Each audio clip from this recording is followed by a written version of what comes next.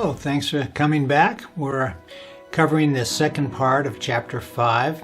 We've been talking about spirituality, trusting in God and making spirituality our greatest goal. One part of this spiritual living is we do have to change our thoughts. What do you think of the research from NIH saying that you experience over 60,000 thoughts a day? They found that 80% of your thoughts are negative. How do you prevent negative thoughts from sabotaging your sale? We're told in Proverbs 23:7, "For as he thinketh in his heart, so is he." President McKay said, "An upright character is the result of continued effort and right thinking, the effect of long-cherished associations with godlike thoughts." The reason thoughts are so important is our emotions and desires are highly influenced by our thoughts and perceptions. Now, those who are struggling with addictions know that their thoughts are often focused on the wrong kinds of things, and the desires are a major problem. And I think most in recovery really wonder if they can change their desires. I've heard many people say that you'll always struggle with those desires.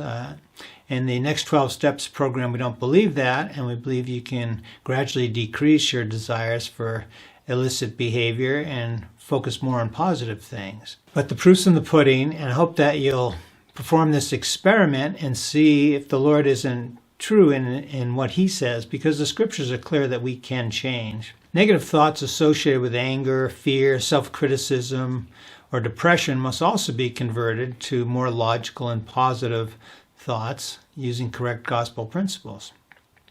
Again, there's a lot of learning involved in these things, and while it seems difficult or even impossible, it's not, and it's a question of having the right tools.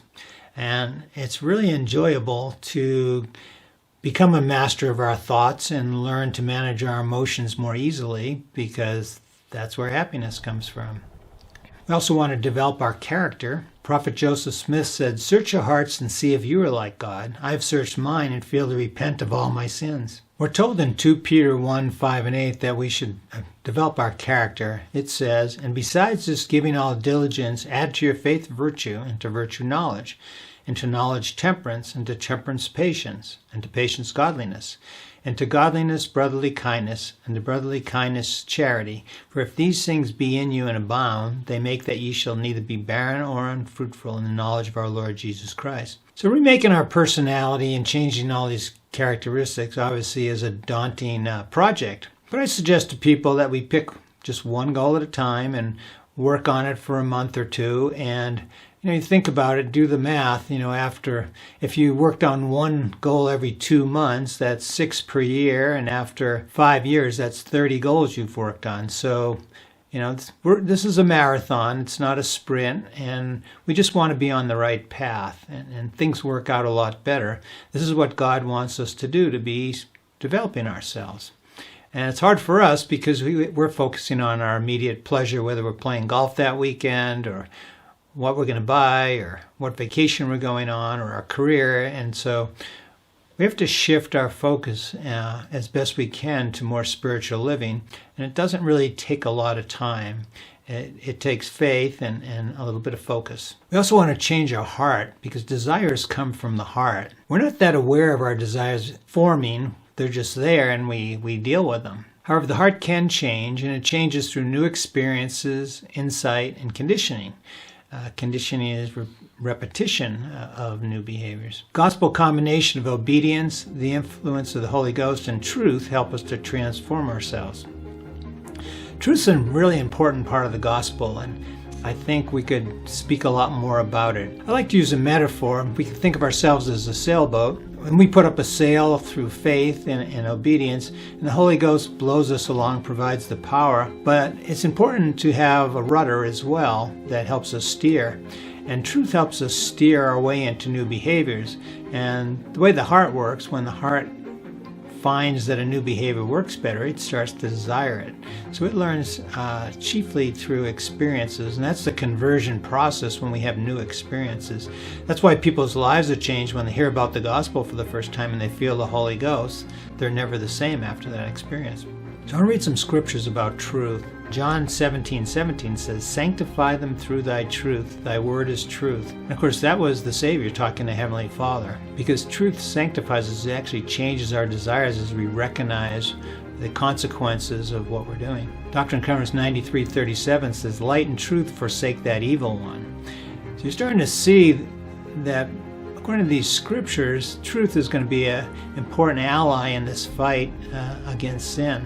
Alma 34:38 says that ye contend no more against the Holy Ghost, but that ye receive it, and take upon you the name of Christ, that you humble yourselves even to the dust, and worship God in whatsoever place ye may be in spirit and in truth, and that ye live in thanksgiving daily for the many mercies and blessings which he does bestow upon you. So truth is part of our worship, because God wants us to become like him, and we need the Spirit, but we also need to have truth in our thoughts so that we can control our behaviors and desires. So an important part of this is having faith and letting go of fear, and develop a willingness to follow the path of the Savior one step at a time. He tells us his yoke is easy. Matthew 11:28-30 says, "Come unto me, all ye that labor and are heavy laden, and I'll give you rest. Take my yoke upon you and learn of me. For I am meek and lowly in heart, and you shall find rest unto your souls. For my yoke is easy and my burden is light." We have to believe that we can do this thing, and it's just one day at a time, one step at a time, and it becomes quite a bit easier the further along you go in the path. Scientists have done considerable research on what makes people happy, and they've found that happy people tend to be optimistic, outgoing, helpful, and have high self-esteem. You can see that some of those things have to do with our thoughts. They're also creative, energetic, forgiving, and grateful. They tend to have close relationships or a satisfying marriage, be involved in a meaningful religion, and have good genetics for a positive temperament. Factors not associated with happiness are age, race, gender, parenthood, education, wealth, and winning the lottery. Even though we all want to win the lottery, it doesn't really make people happy.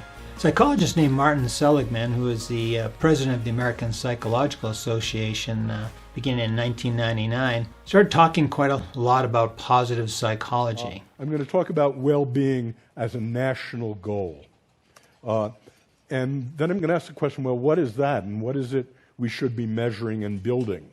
And I'm going to suggest to you that well-being has 5 elements.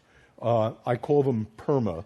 As some of you know, I used to work on, I spent most of my life working on misery, but about 12 years ago when I was president of the American Psychological Association, I began to ask the question and urge my colleagues to, about what makes life worth living.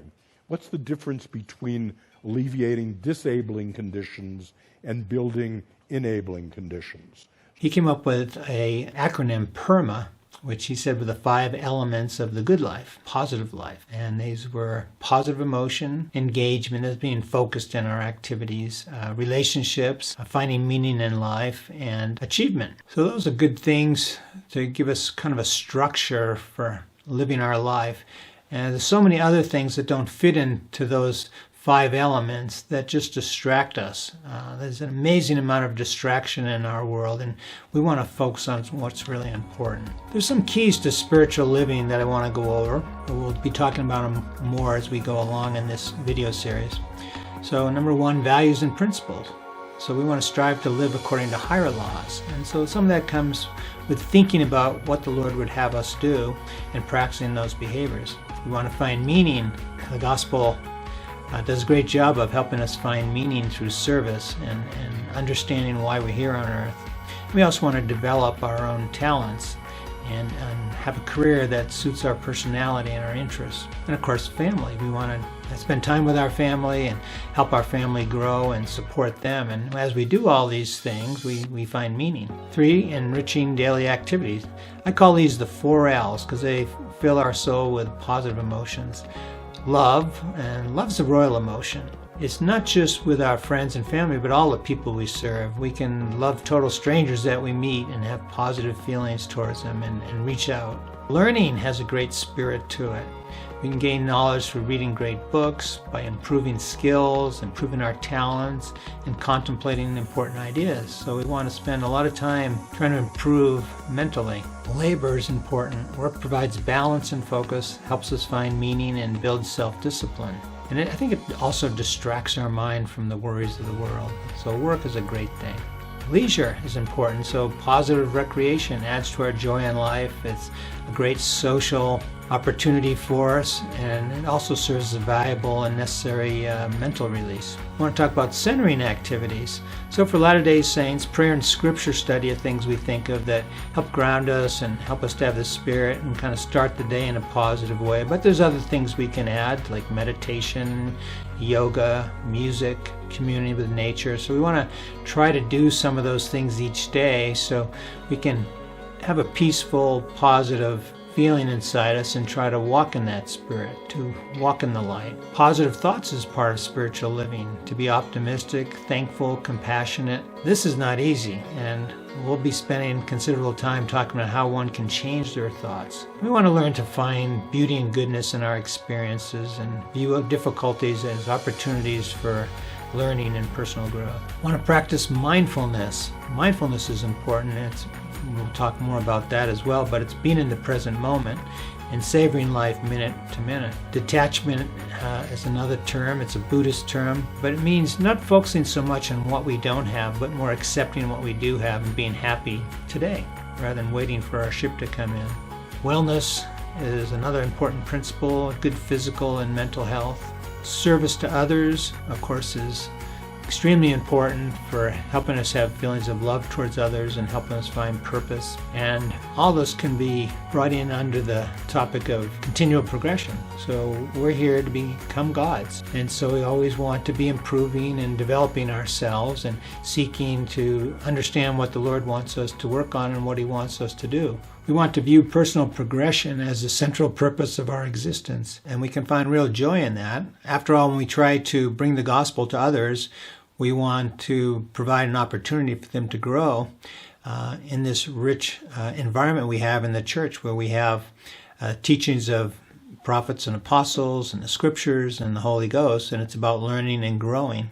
The term we use for this progression in the gospel is called the sanctification process. Prophet Joseph Smith said, "The nearer man approaches perfection, the clearer are his views and the greater are his enjoyments, till he has overcome the evils of his life and lost every desire for sin." So I know those with addiction struggle with the idea, and of course their family struggles also with the idea, can they improve? Will they ever get over this? And if we have faith in what the prophet said, we can. We can change our desires. And so that thought can provide great hope. The rest of the manual is going to focus a lot on positive living and learning skills to change thoughts and behavior. And it provides tools that you'll be using the rest of your life, and you can also teach to friends and family members. So I think you'll find it very worthwhile. Thank you.